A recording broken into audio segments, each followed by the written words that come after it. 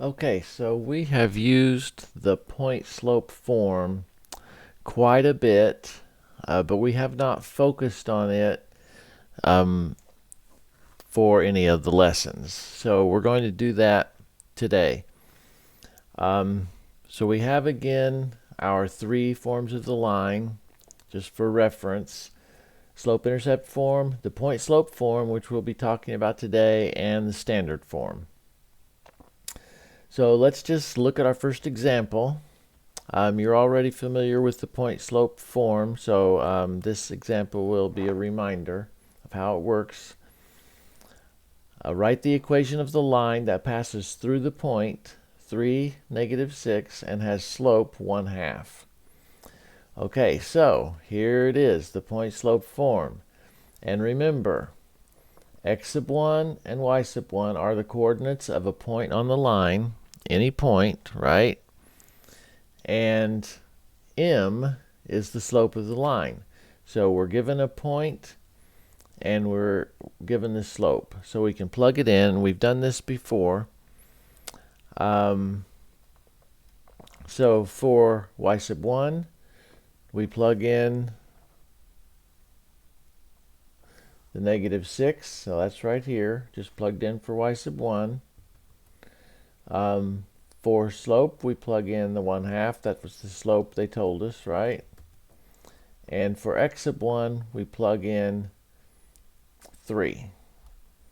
Okay, because that is the x-coordinate of the point we're given.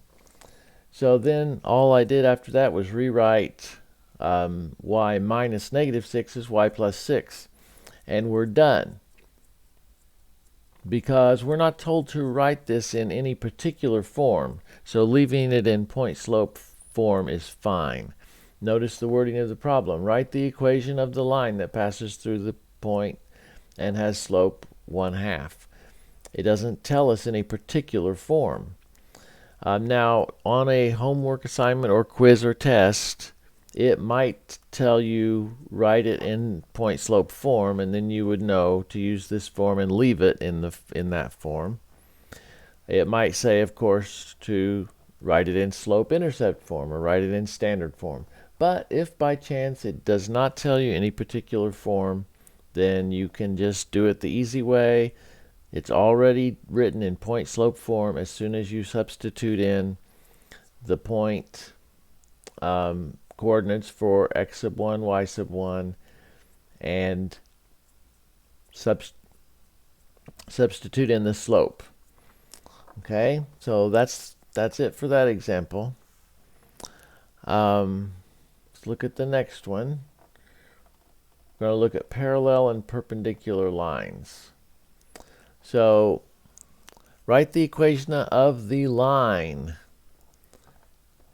And A says the line through point 2, -5, and parallel to y equals 2x plus 7. So parallel, okay, we want it through this point and parallel to this line. So the key thing we have to know is parallel lines have the same slope. Okay? Parallel lines, as you may recall, are lines that do not intersect each other. They just run the same distance away from each other and go on forever without ever intersecting. And parallel lines have the same slope, right? If they don't intersect, the only way that can be is if they have exactly the same slope. So that's what we have in this note. And so the slope of the line we are writing the equation of is 2. We know it's 2 because that's the slope of the line that we're told our line is parallel to. Right? We want our line to be parallel to this one. And this one has a slope of 2. We can tell that because this is in slope-intercept form, and we know when it's in slope-intercept form, the slope is right there. Okay, so slope of that one is 2. That means the slope of the one we want is also 2. So we just plug everything in. Here's our point slope form again. We have y minus y sub 1. Y sub 1 is negative 5. So y minus negative 5 is y plus 5, right? I just went ahead and wrote it that way.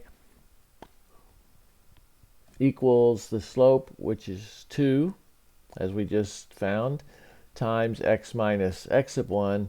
X sub 1 is the x-coordinate, 2. Okay, so that's it. So now we're going to look at a situation where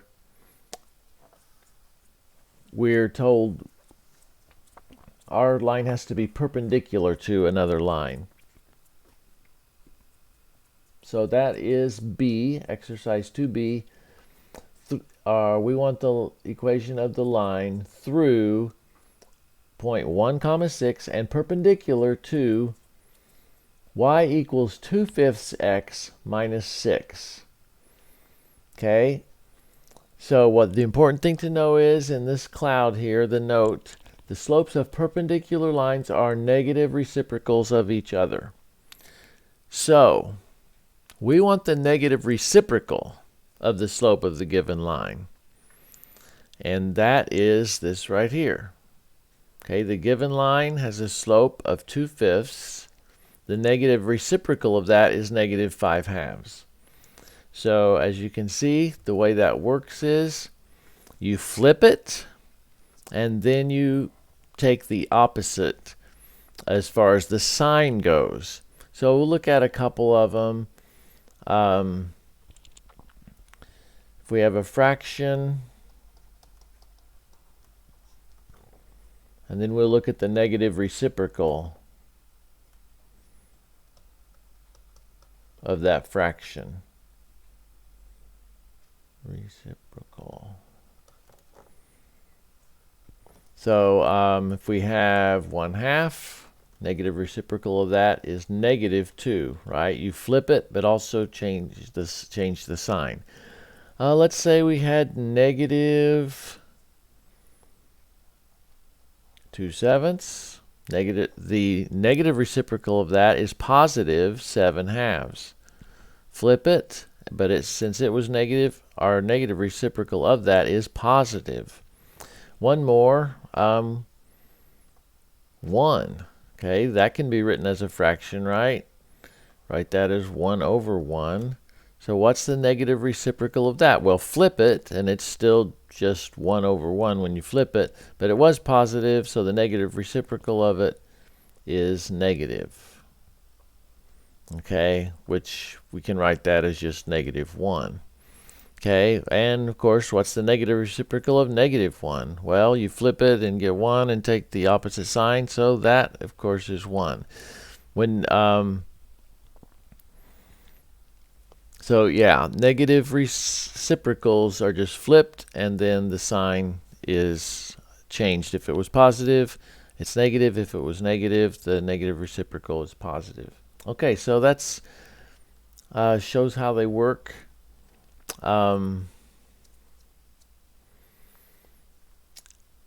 So we know our slope of our line, the line that we want to write the equation of, is negative 5/2, because that's the negative reciprocal of 2/5, which is the slope of the given line.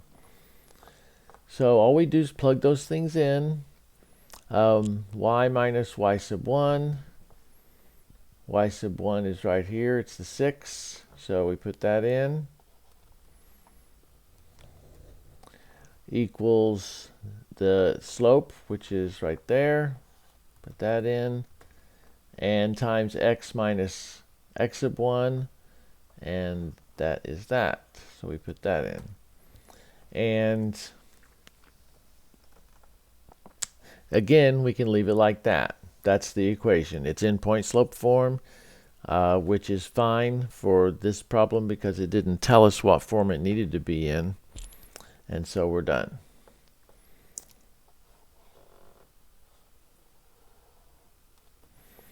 Okay, so the homework has similar type problems.